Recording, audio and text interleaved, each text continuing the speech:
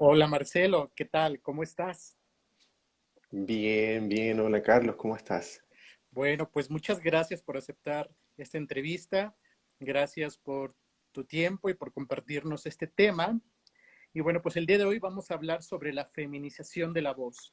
Marcelo nos habla desde Chile. Marcelo, ¿cuál es tu formación académica y cómo llegaste al área de la feminización de la voz? Bueno, primero agradecer la invitación, agradecer la posibilidad de poder hablar de este tema, que es un tema sumamente importante y que todavía falta mucho por hacer. Y bueno, para responder tu pregunta, yo soy fonoaudiólogo, me dedico básicamente al área de la voz.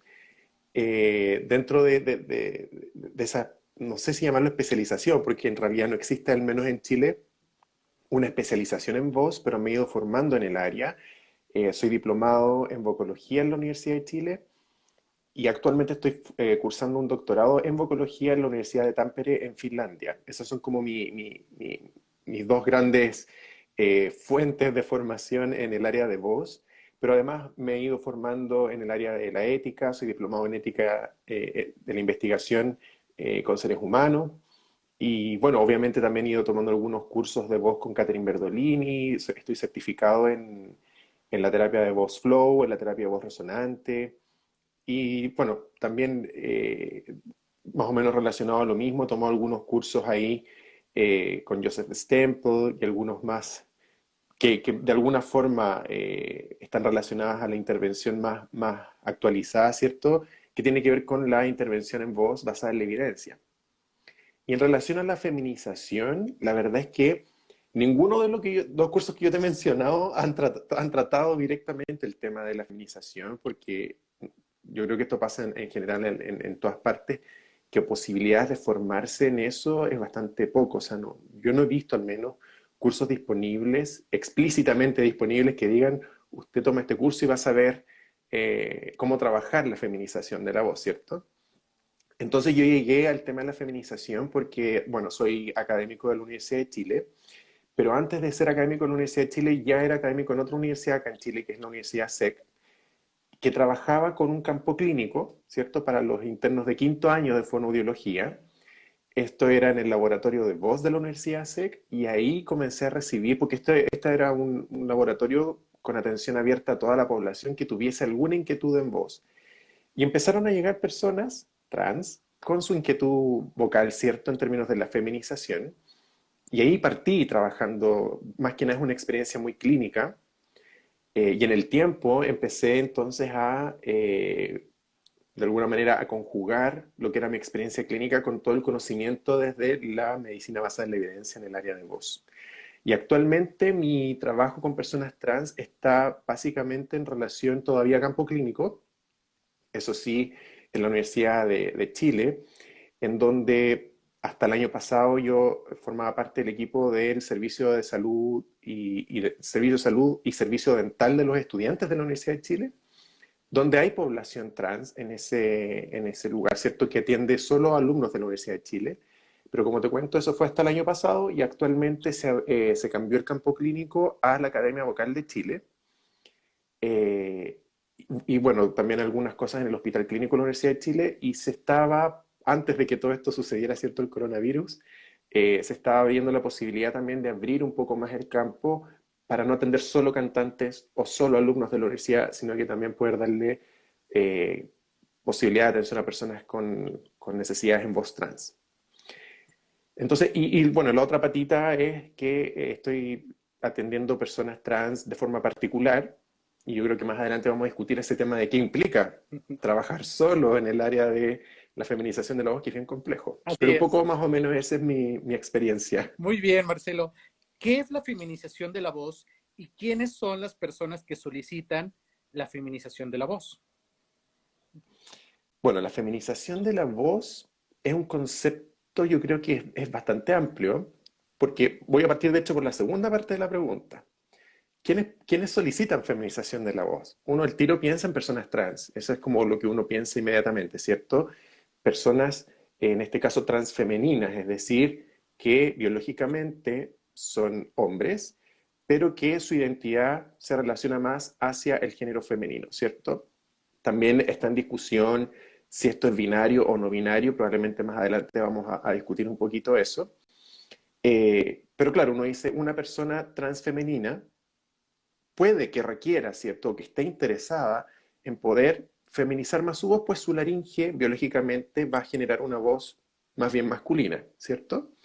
Pero también se ha visto en algunos casos de mujeres biológicas que también buscan feminizar su voz porque no están cómodas con su voz y quisieran que sonara un poco más femenina y de lo que ya pueden hacerlo, digamos. En mi caso particular no me ha tocado trabajar con ese tipo de población, ¿sí? Pero también es una posibilidad. Por lo tanto, la feminización como concepto es que la voz de la persona pueda adquirir características más femeninas dependiendo del contexto sociocultural en el cual, al cual pertenecen, ¿cierto? Porque eso va cambiando según cada país, cada región, ¿cierto? Eso. Muy bien. ¿Cómo es el proceso por etapas de la feminización y cuánto dura cada etapa? Bien, difícil pregunta, Carlos. Pero básicamente yo diría que no existe un único proceso o una única forma de generar este proceso de, yo le llamo aplicado a las personas trans, de tránsito.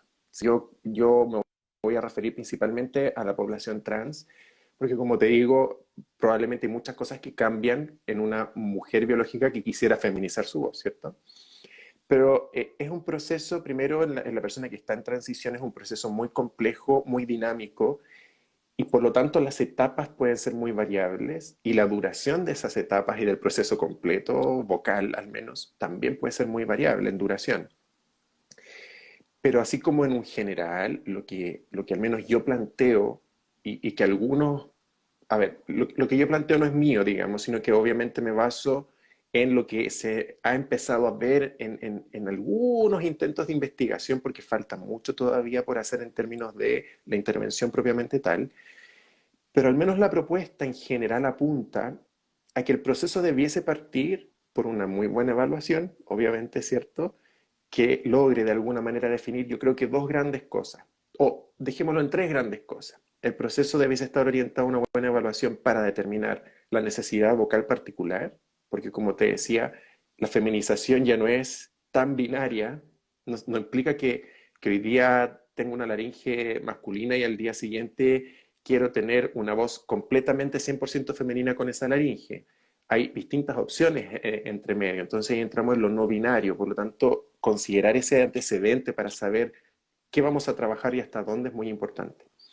Lo segundo en ese mismo proceso es determinar las habilidades vocales de la persona, porque eso yo diría que es uno de los factores que también va a determinar de forma importante cómo va a ser ese proceso. Si es una persona cuyas habilidades vocales no son tantas ni tan buenas como uno esperaría, el proceso se puede enlentecer un poco más, ¿cierto?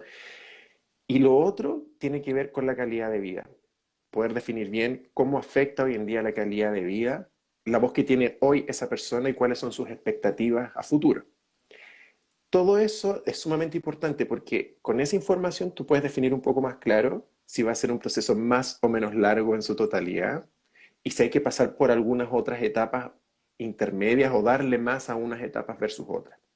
En general, si ya estamos en el proceso de intervención propiamente tal, con ejercicios, etcétera, generalmente se está planteando que uno debiese partir con ejercicios que puedan generar de alguna manera potenciar o generar más habilidades vocales de base que esas habilidades se produzcan de forma sana y luego empezar a trabajar ya cualidades o características propiamente tal de la fisiología de la feminización de la voz, ¿cierto? De cómo hago que una laringe biológicamente masculina pueda funcionar para que el resultado final sea una voz más femenina. Y al terminar ese proceso tiene que ver con cómo se aplica eso a distintos contextos de la vida diaria. Te estoy dando así como una impresión bien general de cómo podría ser un proceso, ¿cierto? Pero como te digo es eso. Ahora la duración, hay algunos autores que plantean que en 10 sesiones tú puedes hacer un cambio en la voz bastante significativo. Yo estoy de acuerdo con eso. Si son 10 sesiones, como te digo, en una persona que tiene buenas habilidades vocales, cuya laringe es sana, que es otro antecedente importante, si es una laringe que antes de entrar a este proceso tiene nódulos, o tiene una disfonía musculotensional o algo no está funcionando bien, ¿cierto? Eso se puede alargar un poquito más. Entonces, en el ideal de las condiciones, un proceso puede durar 10 sesiones, pero eso no asegura que esta voz vaya a ser sistemáticamente la mejor y siempre presente en el día a día de esa persona. Por lo tanto, 10 sesiones yo diría que es como para instalar un nuevo patrón fonatorio, ¿cierto? Lo más ideal posible, y de ahí en adelante se pueden extender a 15, 20 sesiones según cómo se vaya adaptando esa voz al contexto. Y otro antecedente que quisiera mencionar es que pasa que una vez que la persona logra una voz distinta y la descubre, pueden pasar incluso años en donde esa persona, y así la ayuda del fonoaudiólogo o del terapeuta o del foniatra, van a pasar unos buenos años en donde esa persona va a seguir explorando sola y va a encontrar otras posibilidades. Por lo tanto, si lo reducimos solo a la intervención que uno hace, uno puede hablar mínimo 10 sesiones en adelante, pero si lo hablamos ya de la persona en su contexto de la vida diaria, eso puede ser un proceso que sea toda una vida, ¿sí? Lo cual no es malo, pero que todo lo que uno pueda aportar, después la persona lo va adaptando y va buscando otras opciones por Muy sí bien. solas, digamos. ¿Mm? Marcelo, ¿en qué consiste entonces la habilitación de la feminización y la rehabilitación de la feminización? Sí, bueno, justamente en relación a lo mismo, hay un cambio de paradigma bien interesante en el último tiempo y yo creo que nace más o menos a partir de los 2, 3 últimos años, con más fuerza, no es que antes no, pero en donde se ha tratado de, voy a tratar de decir bien esta palabra que me cuesta, despatologizar a las personas trans, ¿cierto? Tanto por su transición completa en términos generales como también en términos vocales, ¿sí? Entonces, por ejemplo, actualmente contamos con el CIE-11 que ha hecho un cambio, ya no se habla tanto de la disforia de género, ni de que es un problema de salud mental, sino que se está hablando de que es un problema, actualmente queda como consignado dentro de la salud sexual, ya no tan patológicamente hablando, ¿cierto? Eso ya para nosotros es un antecedente súper importante porque desde ese punto de vista, en donde toda la intención de la comunidad está apuntando a dejar de patologizar cierta población trans, entonces ya no sería en ningún caso un proceso de rehabilitación, sino que sería siempre un proceso de habilitación o de entrenamiento vocal o de acompañamiento vocal, fonoaudiológico, etcétera, ¿cierto? Y lo que busca ese proceso es equipar a la persona, darle herramientas para que pueda utilizar su voz y satisfacer sus necesidades, entendiendo que su laringe es sana y que la tenemos que hacer funcionar de una forma distinta para cumplir necesidades vocales particulares. Es bastante parecido a lo que pasa en un proceso de entrenantes, entendiendo que el proceso de entrenamiento en cantantes también implica laringes supuestamente sanas, ¿cierto? Y buscan necesidades particulares en términos vocales. Y ahí se instala este proceso de habilitación. Y la parte de rehabilitación en feminización, yo creo que está más bien apuntado a estos casos especiales en donde, antes de iniciar su proceso, presentan algún trastorno de la voz, por ejemplo, como te comentaba, que puede presentar nódulos por haber tratado de haber hecho un cambio vocal y no lo lograron porque lo hicieron de una manera con mayor esfuerzo, etcétera, o tienen disfonía musculotensional, etcétera, o presentan alguna otra patología vocal no necesariamente relacionada con el proceso de feminización. Puede ser una persona que de base tenga sulcus vocal, por ejemplo, ¿cierto? Que haya nacido con sulcus y que quiere entrar a un proceso de feminización y probablemente hay que hacer algo más de rehabilitación al inicio para que ese sulcus no genere tanta dificultad cuando se haga la parte de habilitación. Y otra parte importante en la rehabilitación en términos de feminización son todas estas personas que van a cirugía laringea, ¿cierto? Cirugías para feminización y por lo tanto hay que hacer un proceso bastante terapéutico y de rehabilitación post cirugía. Primero hay que preparar la cirugía y luego hay que hacer todo un proceso de rehabilitación post cirugía y, finalizado ese proceso de rehabilitación post cirugía, recién partiría entonces la habilitación para la feminización. Eh, Sé que en varios países es muy variable esto, pero ¿en qué momento refieres a un paciente a cirugía de feminización de la voz? Yo creo que es un tema controversial, porque yo creo que también va variando según el campo donde uno se mueve, digamos, Por ejemplo, si esta pregunta, claro, la respondo yo como fonoaudiólogo, siempre voy a apelar a tratar de hacer un proceso de habilitación y de rehabilitación antes, sí o sí, pero probablemente un cirujano lo primero que va a pensar es tratar de operar, ¿cierto? Como que ahí siempre está la disputa, bueno, opero el tiro o no opero, o espero un proceso de terapia o de entrenamiento. Yo creo que ahí el criterio tiene que ver con la persona principalmente, más de lo que yo pueda decir o lo que un cirujano pueda decir. Creo que tiene mucho que ver con la persona, porque finalmente, y esto siempre yo creo que las personas que ya me conocen se ríen cuando hablo de esto, porque yo siempre trato de hacer la homologación con un proceso de bajar de peso. Yo viví un proceso para bajar de peso hace unos años y me marcó bastante y yo creo que es bastante homologable porque uno cuando quiere bajar de peso, obviamente quiere cambios rápidos y no quiere hacer muchos esfuerzos. Uno quiere seguir comiendo, no quiere hacer tanto ejercicio, ¿cierto? Obviamente yo no estaba con una obesidad tal que se me sugiriera cirugía, pero pensando en esas personas en que quieren bajar de peso porque están con problemas de salud, porque tienen una obesidad mórbida importante, siempre primero tienen que tratar de bajar de peso sin cirugía y después viene la cirugía. Pero hay casos en donde esas instancias, ¿cierto?, para tratar de hacerlo sin cirugía no son exitosas. Y generalmente no son exitosas porque hay falta muchas veces de compromiso de parte de la persona por ese proceso, porque están ansiosos, quieren bajar rápido de peso y tampoco les llama mucho la atención o no están tan dispuestos a generar una inversión de tiempo y trabajo para lograr esa meta, ¿cierto? Entonces, hay casos particulares en personas trans en donde la cirugía para feminización es recomendable porque han ya intentado un proceso de habilitación y no fue exitoso, independiente del motivo, pero no fue exitoso, porque puede ser incluso porque el proceso fue mal llevado por el terapeuta, también puede ser, ¿cierto?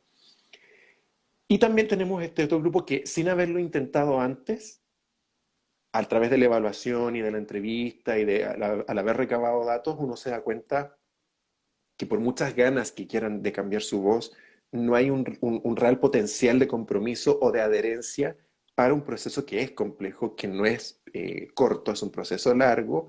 Si pensamos en 10 sesiones son al menos, y una vez por semana son al menos 2 meses y medio de trabajo todos los días, porque una cosa es la sesión y otro es el trabajo en casa día a día. O incluso en personas cuyo perfil psicológico, ¿cierto? Habla de que hay ciertos temores importantes para explorar su voz. Eso también es sumamente importante, porque no todas las personas, por más que quieran cambiar su voz, están dispuestas a hacer un proceso de exploración profundo consigo mismos. Y eso yo creo que también es un tema importante a considerar. Hay personas que incluso con ese perfil pueden adherirse a un proceso de terapia o de entrenamiento, pero hay otras que definitivamente van a requerir algo más rápido. El tema es que eso tampoco asegura los resultados, porque incluso si se opta por la cirugía, igual como te decía, hay un proceso postquirúrgico que es largo, también son por lo menos 10 sesiones, y después de eso igual viene un proceso de habilitación para adaptar lo que quedó anatómicamente a la funcionalidad que se busca.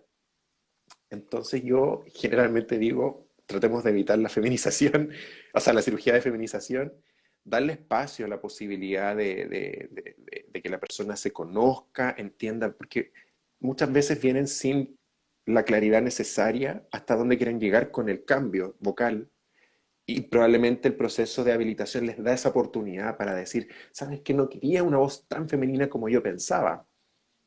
Si tú vas directo a la cirugía, la voz te va a cambiar y muchos de esos cambios son irreversibles y después no tienes opción de arrepentirte. Entonces, yo indicaría la cirugía siempre ojalá con un proceso previo de intento, al menos, de habilitación, entrenamiento, de exploración y tratar de alejar al máximo posible la cirugía y utilizarla solo en casos únicamente necesarios. Aquí nos hacen una pregunta. Alecita dice, y dado que se ha avanzado en este tema, cada vez los jóvenes trans han comenzado su transición a edad más temprana. ¿Recomendarías una cirugía estando en la edad de muda vocal? No, para nada. De hecho, mi experiencia con personas muy jóvenes trans, con personas, lo más joven yo diría que me ha tocado ver son 18 años, 19 años, que ya probablemente están saliendo de ese proceso de muda, generalmente ya no les queda nada extra, digamos, ya pasaron por ese proceso. E incluso así yo creo que es una muy buena edad para animarse a un proceso de habilitación, porque obviamente las habilidades vocales son mucho más plásticas y tú puedes puedes aprender muchas habilidades a esa edad. Si lo pensamos incluso antes, yo creo que es mucho mejor, mucho mejor. Y de hecho pasa que hay una población infantil, ni siquiera adolescentes, completamente infantil, que están en un proceso de transición. Y yo creo que en términos vocales, si se les ofrece no cambiar su voz en esa etapa, sino que darles las instancias de exploración y de generar habilidades vocales, yo creo que sería el gran objetivo en esa etapa, incluso en la parte de la adolescencia, para que después, cuando ya estén más adultos, con las habilidades que pudieron desarrollar, puedan buscar la voz que realmente quieren. Imagínate una persona que está en proceso de muda y se les indica cirugía de feminización. De hecho, la cirugía, ahí tú me puedes corregir, Carlos, las cirugías laringeas, por ejemplo, para sulcus, tampoco son tan recomendables en etapas tan tempranas, porque el cambio de los tejidos es sumamente importante y claro, puede que restrinja mucho de la voz ya en el adulto, por ejemplo. A ver, si pensamos que una cirugía de sulcus ya es bastante invasiva, la cirugía para feminización también lo es muy invasiva y la que más se está haciendo actualmente son bastante conservadoras en el sentido que de alguna manera pueden permitir cierta flexibilidad en los resultados finales, pero aún así se genera una especie de adelgazamiento en los pliegues vocales, se genera una sinequia en la comisura anterior, hay un proceso de cicatrización bastante complejo ahí y por lo tanto si estamos hablando de una laringe que va a seguir de alguna manera desarrollándose, no sería lo más óptimo intervenirla en etapas tan tempranas. Aquí nos preguntan, ¿qué papel juegan los tratamientos con hormonas para hacer transición en la voz? El tema de las hormonas también es un tema interesante porque yo creo que todavía hay ciertos mitos que lo podemos tocar volver a retomar más adelante, pero claro, uno de los mitos es que en un hombre biológico, ¿sí? El uso de hormonas puede cambiar la voz y eso es completamente falso, digamos, porque la hormona femenina en un cuerpo masculino va a generar cambios físicos, eso sí, pero no necesariamente vocales porque la laringe es un órgano que responde muy bien a la hormona masculina. De hecho, los grandes cambios entre la laringe femenina y masculina que se da en la etapa del desarrollo, la pubertad, etcétera, son cambios que obedecen a la presencia de la hormona masculina. Por lo tanto, en personas transmasculinas, es decir, mujeres biológicas que hacen su transición al otro género, ¿cierto? La presencia de la hormona masculina sí les va a generar cambios laringios importantes y su voz prácticamente va a cambiar bastante fácil, ¿sí? Igual hay que hacer un acompañamiento, pero el cambio vocal se da bastante notoriamente y bastante fácil, ya solo por el producto de la hormona, ¿cierto? Pero en los casos de mujeres trans, es decir, un hombre biológico que hace su transición hacia el género opuesto, el hecho que estén con un tratamiento hormonal no va a generar cambios en su laringe, porque de hecho los cambios que genera la testosterona, en este caso en la laringe, son cambios irreversibles. Por lo tanto, si yo después a esa laringe que ya hizo su cambio en la pubertad, ¿cierto? Y ya quedó configurada como una laringe masculina en la adultez, por más que yo le meta hormonas femeninas, los cambios que se generaron ya no son reversibles. Por eso está esta opción de las cirugías para feminización y no necesariamente las cirugías para masculinización de la voz. Ok, hablando de los mitos, ¿cuáles consideras que sean los principales mitos de la feminización de la voz? Bueno, uno de los mitos era lo del hormonal, ¿cierto? Que ahí quedó más claro. Y otro de los mitos tiene que ver Yo he escuchado varias cosas, la verdad. No sé si están tan documentadas, pero las he escuchado. Uno de los mitos que yo creo que merece investigación es que el proceso de feminización lo tiene que hacer una mujer, una terapeuta o entrenadora mujer. Eso yo lo he escuchado. Y eso yo creo que es un mito, porque si no estaríamos muy complicados, habría mucha gente que no tiene resultados después de haberse entrenado con un hombre, ¿cierto? Lo que yo he escuchado que sustenta esa opinión es que la mujer como entrenadora tiene las características femeninas ya incorporadas y por lo tanto las puede transmitir mejor, ¿cierto? Y por lo tanto la imitación de ciertos patrones, la persona la puede imitar de forma más fácil, digamos. Yo obviamente creo que eso es un mito, porque hay evidencia de cambios positivos, incluso por entrenamientos hechos por entrenadores masculinos, ¿cierto? Pero además hay un tema que tiene que ver con la imitación, porque tú en el proceso de entrenamiento no buscas imitar voces, lo que tú buscas es generar habilidades vocales que permitan la búsqueda de una voz particular. Finalmente es un proceso que no busca imitar una voz en específico, porque si no estaríamos todo el rato haciendo voces poco naturales, sino que busca justamente darle herramientas a la persona para que la persona experimente, explore y encuentre finalmente la voz que más le pertenece, ¿cierto? Ese yo creo que es uno de los mitos. Y otro de los mitos tiene que ver con las cualidades vocales. Hay algunos mitos que también he oído por ahí de que la voz, por ejemplo, para la voz femenina debe ser una voz soplada, ¿sí? Y en realidad, claro, si uno lee los antecedentes en artículos científicos, algunos autores hablan de una voz más soplada, pero cuando ellos hablan de voz soplada no se refieren a esta voz ultra soplada, ¿cierto? Que conocemos todos, sino que hablan de una voz, yo creo, más bien tipo flow, que es una voz que tiene un alto flujo, ¿cierto? Pero que no suena soplada. Suena menos, con cuerdas vocales menos contactadas que la del hombre. Eso sí, uno percibe esa diferencia, pero no es una voz soplada porque si lo tendríamos mujeres que uno dice, están todas difónicas, ¿cierto? Porque tienen voz soplada. Pero eso es uno de los mitos que yo he escuchado y yo creo que a lo que se refieren es a que la voz de la mujer tiende a ser un poquito más flow que la voz del hombre, porque anatómicamente hay una proporción de la laringe cartilaginosa, ¿cierto? De la glotis cartilaginosa y la glotis membranosa distinta a la del hombre. Hay un ángulo de cierre, ¿cierto? Distinto entre hombres y mujeres que generan que el contacto finalmente en las mujeres sea un poquito menos fuerte que el contacto de las cuerdas vocales de los hombres. Y por lo tanto eso tú lo percibes como una voz más suave, puede ser, más sutil, no sé. Pero incluso así, eso también es cuestionable porque también hay mujeres que tienen un contacto cordal un poquito más potente y que obedece a su personalidad y sigue estando dentro de los parámetros sanos, digamos, de producción de la voz. Entonces, hablar de que para tener una voz femenina hay que hacer voces sopladas, yo creo que eso es un mito. Y otro mito es que la voz femenina tiene que ser nasal, por un lado, y que para obviamente feminizar la voz hay que usar el falsete. Esos son los otros dos mitos. En términos de la nasalidad, eso es mentira, porque también tendríamos puras mujeres nasales y si uno escucha a las mujeres no hablan nasal, ¿cierto? Pero sí hay un proceso en la parte del entrenamiento en el que sentir ciertas sensaciones de vibración, ¿cierto? En la zona nasal puede ayudar, que es un poco parecido a lo que pasa con la voz resonante, donde uno siente vibraciones no solo en los labios, sino que también puede sentir vibraciones cercano a la zona nasal, lo cual no significa que el aire esté saliendo por la nariz, ¿cierto? Pero uno tiene esa sensación. Eso puede ayudar, pero eso no se convierte en una voz nasal. Otra cosa que puede estar asociada a eso es la percepción de una voz más twang, twang-like, como tipo twang, en donde hay una constricción del tubo epilaringio, ¿cierto? Que, ahí lo exageré un poquito, obviamente.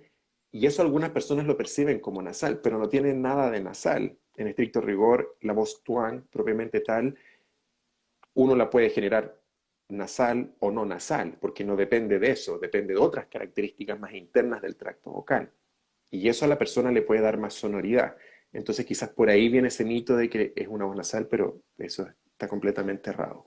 Y respecto al falsete, también es un error, porque si uno escucha a mujeres biológicas hablar, no hablan en falsete. Lo que uno percibe es una voz probablemente un poquito menos contactada en términos de pliegues vocales, pero no llegan al falsete. Lo que sí pudiese ser es que si uno quisiera entrenar una voz más femenina, uno sí o sí pasa por el falsete, ¿cierto? Porque es necesario que todo el rango de posibilidades de producción de la voz se entrenen dentro de las habilidades vocales. Si yo tengo un buen falsete, eso me va a permitir después generar un buen mix, entendiendo este mix como lo que viene abajo en la voz modal, con lo que viene en la voz de falsete, generar justamente esa zona intermedia entre registros. Si yo tengo un mal falsete, claramente no voy a ser tan hábil en poder generar un buen mix. Por lo tanto, sí tengo que pasar por el falsete, pero eso no significa que voy a terminar hablando en falsete. Yo creo que uno finalmente termina hablando en mix. Eso es como si lo vemos desde los registros, estaría más orientado a ese nivel. ¿Cuáles crees que sean los obstáculos y los límites que presentan las personas en su proceso de desarrollo de feminización de la voz? Obstáculos hay varios. Yo creo que uno de los que yo creo que ha ido cambiando en el tiempo, sobre todo en los últimos años, pero primero acceso a posibilidades de entrenamiento. Todavía son muy pocos las personas que trabajan en el área de la feminización o de la atención a personas trans. Por lo tanto, es difícil, creo yo, todavía encontrar profesionales que, o sea, si yo quisiera hacer un proceso de transición, me costaría encontrar profesionales que se dedican a eso, ¿cierto? Eso es un obstáculo ya inicial.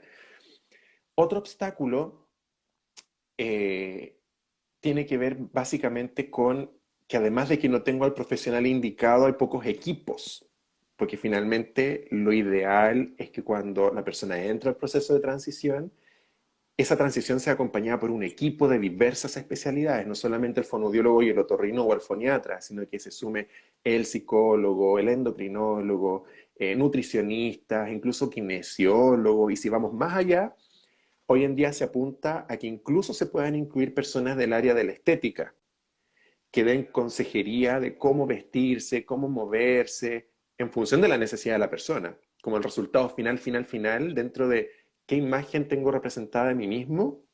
Incluso se pueden incluir esas personas a este equipo.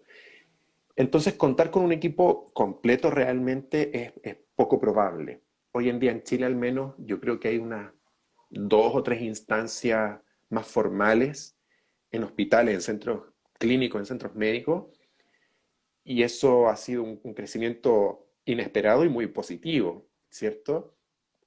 La Sofi Madrid que tú conoces, ella trabaja justamente en un equipo que atiende personas exclusivamente trans.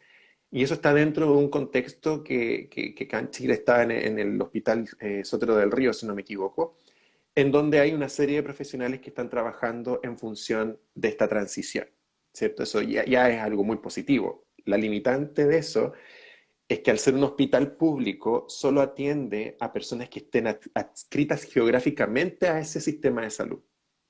Todas las demás personas que no vivan cerca o tengan relación con ese hospital no se pueden atender ahí. Por lo tanto, todavía falta, lo que yo te digo, el acceso. Ese sería un gran obstáculo.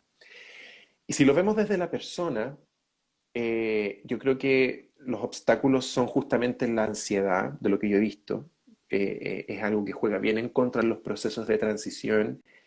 Me ha pasado que muchas veces van muy bien encaminadas las personas en su proceso y de un momento a otro pasó algo no muy bueno en términos vocales, no sé, hablaron en un contexto social y no salió lo que querían o lo que esperaban con sus voces.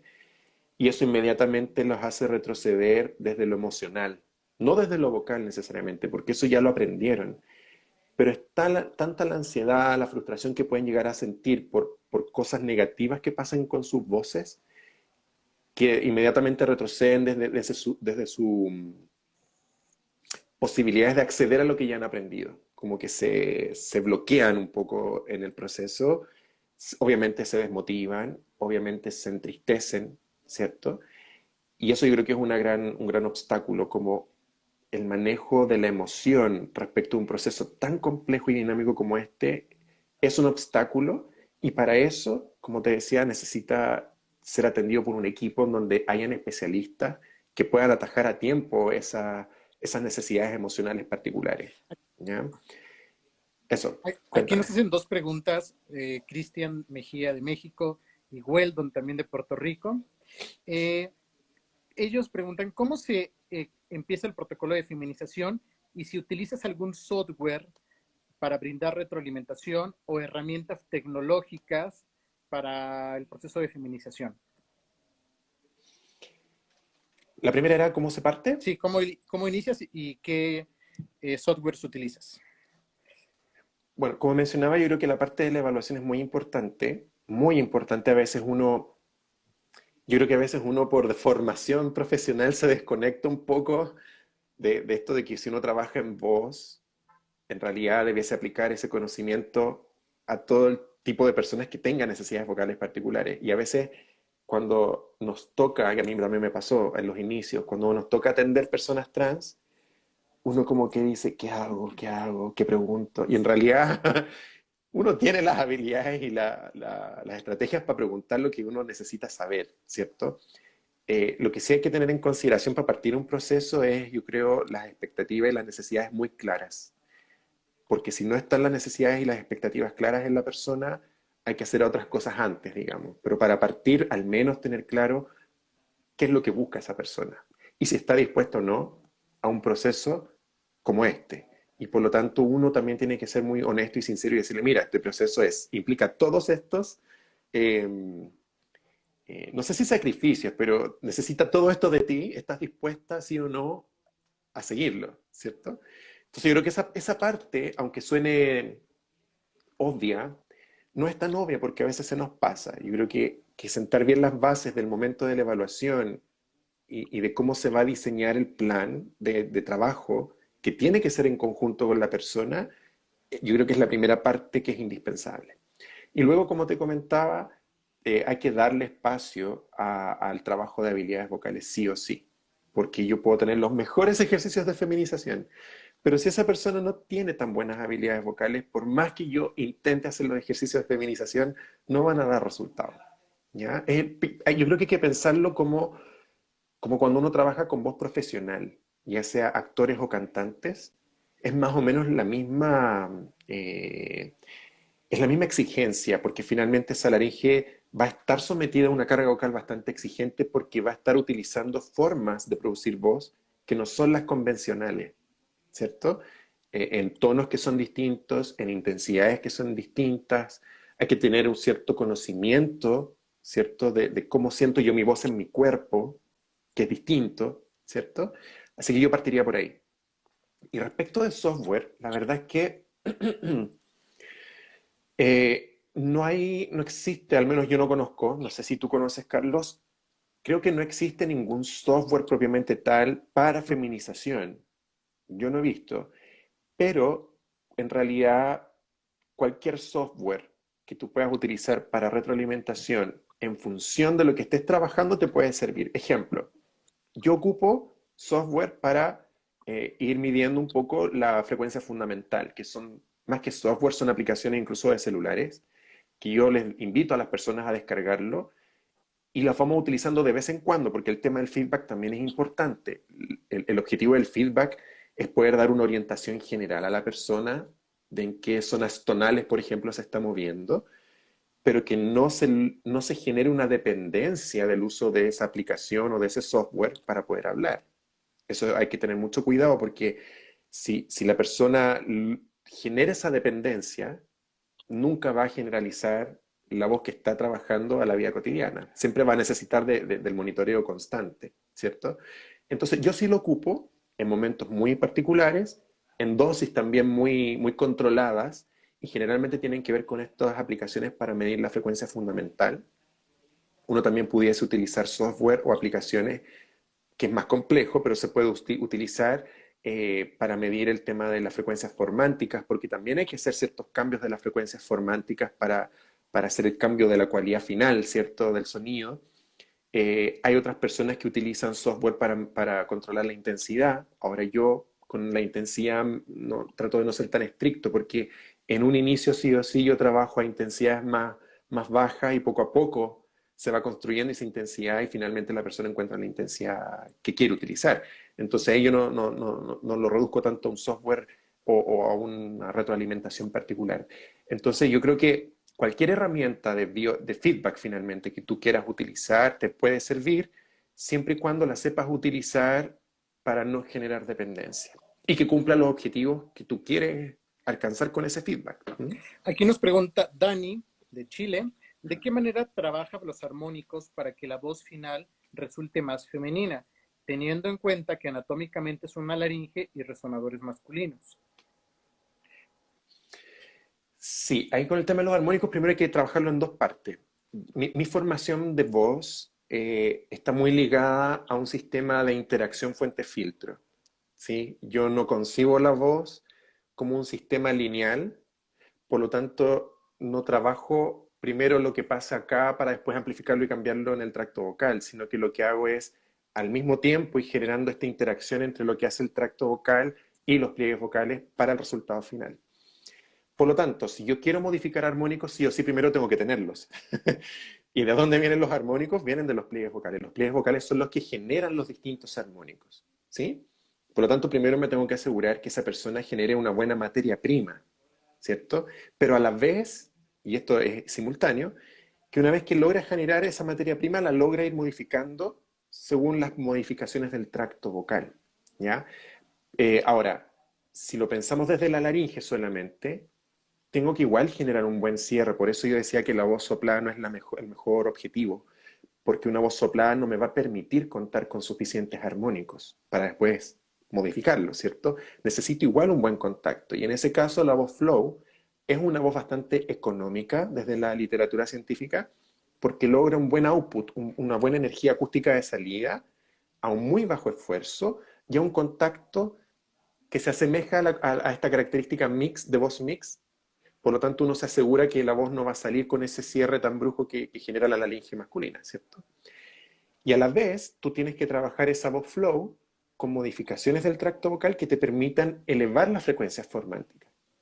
Eso bueno, obviamente generar una buena inertancia y todo lo que sabemos de los ejercicios de tracto vocal semi-ocluido que sí van a servir, pero en algún punto uno se da cuenta que los ejercicios de tracto vocal semi-ocluido no me generan tantos cambios positivos para la feminización, porque tienden a bajar las frecuencias formánticas. Entonces, quizás me sirven en un inicio para generar una estabilidad de lo que hago en la fuente, en términos de esta voz mixta o de esta voz flow, ahí me van a servir mucho. Y luego, que si te fijas, estoy trabajando en interacción, una vez que logro que eso sea estable, puedo ir modificando entonces las configuraciones del tracto vocal para generar esta elevación de la frecuencia formántica. En general, las frecuencias formánticas uno las trabaja en función de los formantes que determinan a las vocales, el formante 1 y 2. Por lo tanto, uno hace ciertos cambios en la apertura, ¿cierto? de la boca, hace cambios en la posición lingual, uno puede hacer cambios no solamente anteroposterior de la lengua, sino que también hacia arriba y hacia abajo, eso cambia la frecuencia formántica y también cómo está generando la configuración de los labios. Ese conjunto de cosas que tiene que ir también de forma interactiva, no puedo trabajar eso aislado, porque si no, nunca voy a encontrar la comunión de todo esto, uno los va como sintonizando, como ecualizando, ¿sí? Porque en cada persona es distinta, hay personas que se benefician mucho de generar voces con los labios más retraídos, por ejemplo, pero a otras personas no les da resultado y no hay un cambio significativo en la frecuencia formántica y quizá algo les está pasando en la lengua. Entonces quizá hay que atacar más ahí por la lengua.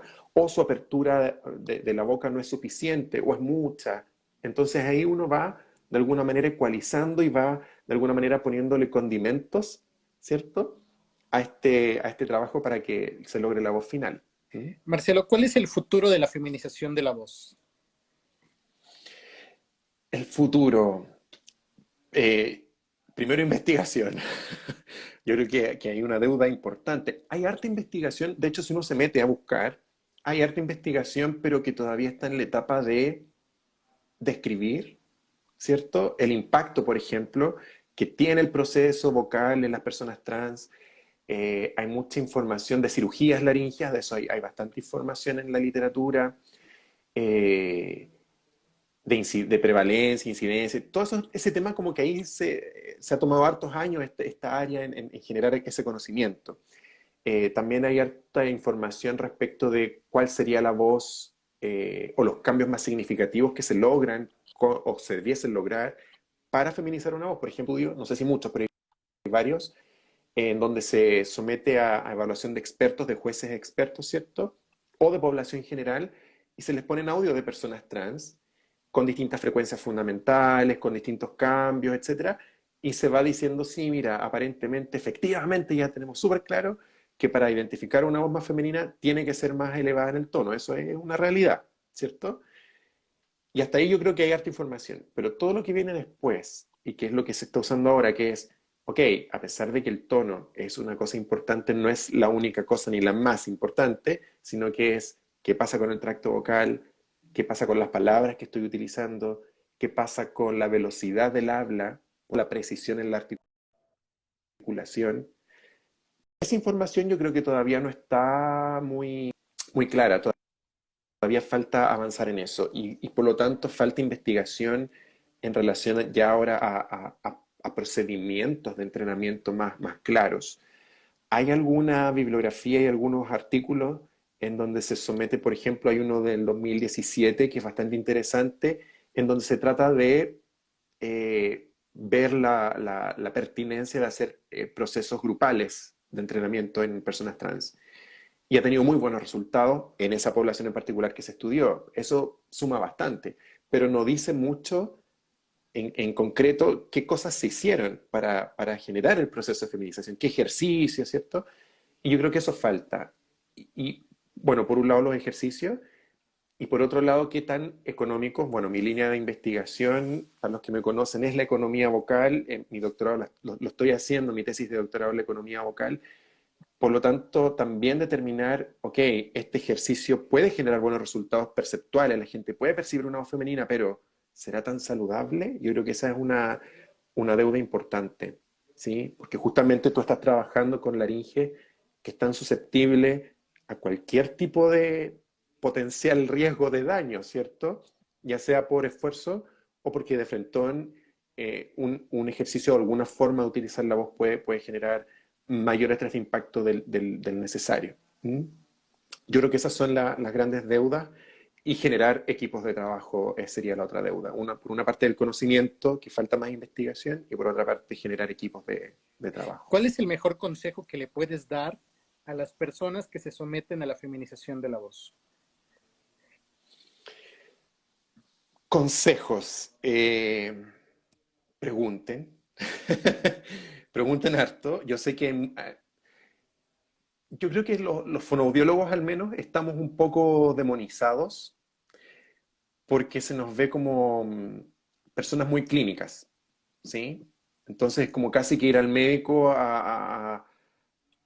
y ven a alguien con delantal, ¿cierto? Y que no está mal, pero como que al ver eso, inmediatamente dicen, ah, no, pero es que, o sea, si yo te veo así, tú me tienes que dar la respuesta inmediatamente y tengo que salir de esto, ok.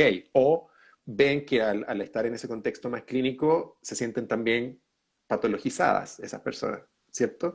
Entonces, primero, que pierdan el miedo a eso. Hay distintos tipos de personas que trabajan esto, algunos más clínicos, otros menos clínicos, pero independiente de eso, acérquense a los fonoaudiólogos, averigüen dentro de sus redes quienes pudiesen, siempre hay una lista de nombres en distintos países de quienes trabajan o quienes tienen la experiencia de haber trabajado con personas trans. Entonces, averiguar primero. Y segundo, la invitación es, una vez que sepan con quién y digan, ya, voy a intentarlo, es darse la oportunidad de explorar, ver este proceso como un proceso de construcción a futuro y no como un proceso de terapia en donde necesito un medicamento o necesito de la hormona, pensando en la voz, o necesito de una cirugía porque si no, no lo logro. Piensen que de verdad es una inversión de tiempo, bueno, de dinero también porque son procesos caros, pero sí o sí es una inversión de tiempo que les va a permitir una mejor calidad de vida, porque no solamente van a cambiar la voz, no es ese el fin de este proceso es reconocerse, reconocerse como persona, ¿cierto? Reconocerse desde la identidad también y cómo mi voz encaja en todo este contexto, ¿cierto? Y eso no se cambia de la noche a la mañana, ni con el mejor fonoaudiólogo del mundo lo van a cambiar, porque sí o sí ese fonoaudiólogo les va a exigir que ustedes estén dispuestos, dispuestas a un proceso de exploración muy personal. Y si sienten que no son capaces de llevar ese proceso tan complejo, porque encontrarse y mirarse uno mismo no es fácil, ¿cierto? La sugerencia es, y como consejo, si esa persona con la cual ustedes quieren trabajar nos cuenta con un equipo de apoyo, busquen también la opción de integrar a otros profesionales, por último por su cuenta, que los y las puedan ayudar desde la parte más psicológica, ¿cierto? Y poder vencer los miedos asociados a un proceso como este para que sea exitoso. No desesperar y darle con todo, con todas las fuerzas y las energías. Si ustedes quieren cambiar sus voces porque lo sienten necesario, hay opciones pero hay que saber que son opciones que requieren de un proceso, no es rápido. ¿Mm? ¿Qué recomendación le darías a un médico foniatra, a un fonoaudiólogo, a un terapeuta de lenguaje, un logopeda con respecto a la feminización de la voz? Eh, lo primero que se me viene a la cabeza es formarse, pero en realidad no hay opciones para formarse, ¿cierto? Es muy complejo porque no hay cursos disponibles. Ojalá esa otra deuda aparezca algún curso pronto. Lo que sí, buscar información, tratar de buscar contacto con personas que ya hayan atendido a personas trans, ¿cierto? O que ya tengan alguna experiencia con los procesos de feminización. No se queden con la opinión solo de una persona, busquen varias opiniones. Y en el proceso, si ustedes se deciden a trabajar con personas trans o deciden trabajar la feminización de la voz, la sugerencia es estar en constante contacto con estas personas para de ahí ir avanzando en las habilidades que uno tiene que tener como terapeuta, ¿cierto? O como entrenador en esta área. Y por otro lado, tratar de ver, de acercarse a la comunidad trans, porque uno tiende a mirarlas muy desde lejos. Y de ahí vienen una serie de mitos, o aunque no haya mitos, uno no logra entender completamente bien, ¿cierto? Lo que está viviendo esa persona. Yo creo que una parte muy importante es poder estar un poquito más cercano a esa realidad. Hay distintos tipos de asociaciones, me imagino que en todos los países pasa, ¿cierto? De personas trans, aquí en Chile hay varias, no es solo una, entonces también quizás eso es una vía de poder ingresar a esa población, a ese mundo, a sus creencias, porque de verdad tienen una forma de ver su proceso muy particular y nosotros tenemos que respetar eso. Y muchas veces puede pasar que por desconocimiento, ni siquiera mala intención, uno cometa errores solo por desconocer las realidades que están viviendo. Entonces yo creo que eso es un tema importante. Y eso además te puede permitir a ti como entrenador o terapeuta a bajarle un poquito a la patología, ¿cierto? Y entender los procesos desde esta otra mirada que tiene que ver más con un entrenamiento, una habilitación y no tanto desde lo clínico patológico, ¿cierto? Ese sería mis consejos hasta ahora. ¿Qué recomendación le darías a un laringólogo, al otorrinolaringólogo que hace cirugías de feminización de la voz? Bueno, los otorrinos, bueno, yo creo que ha cambiado también. Lo que dije, sí, tienden a operar mucho. Eso es lo que hacen, digamos. Entonces no es raro que quieran operar. Pero yo creo que en ese caso sería muy interesante de que los otorrinos empiecen a comunicarse. Bueno, es bidireccional, ¿ah? No solo depende de ellos, también depende de nosotros como fonoaudiólogos, como foniatras, ¿cierto? Como logopedas en otros países. Creo que hay que hacer una unión un poquito más fuerte ahí de trabajo en equipo, ¿cierto? En donde la decisión de cirugía no dependa exclusivamente del otorrino, en donde el laringólogo pueda sensibilizarse ante esto que hemos hablado, de entender esto como un proceso que de alguna manera igual va a requerir tiempo, por lo tanto, tratar de generar protocolos y en eso ceder, ¿cierto? Generar protocolos de cuándo generar la cirugía, por ejemplo, ¿sí? Eh, Independiente de que los otorrinos puedan tener muy buena mano y puedan tener buenos resultados con la cirugía, puede pasar que van a haber casos en que incluso con la cirugía no lograron las expectativas de la persona. Y eso puede ser porque la primera parte no estuvo clara, porque no pasó esa persona por un fonoaudiólogo primero, que quizás pudo indagar un poco más de sus expectativas, ¿cierto? Entonces yo creo que va por ahí, como sensibilizarse ante el tema, generar trabajo en conjunto con los fonoaudiólogos, foniatras, logopedas, y generar también en conjunto protocolos y toma de decisiones. Incluso los otorrinos pudiesen liderar los equipos de trabajo. Eso sería bien interesante porque como médico es un aporte muy importante dentro de poder liderar los equipos, pero de entre ese mismo liderazgo poder darle la oportunidad a los fonoaudiólogos, logopedas, foniatras de poder generar este aporte que tiene que ver con la despatologización de la feminización de la voz. Marcelo, hay muchas preguntas, pero ya se está acabando el tiempo. ¿Nos puedes decir tus redes sociales, dónde te pueden encontrar, dónde te pueden hacer más preguntas?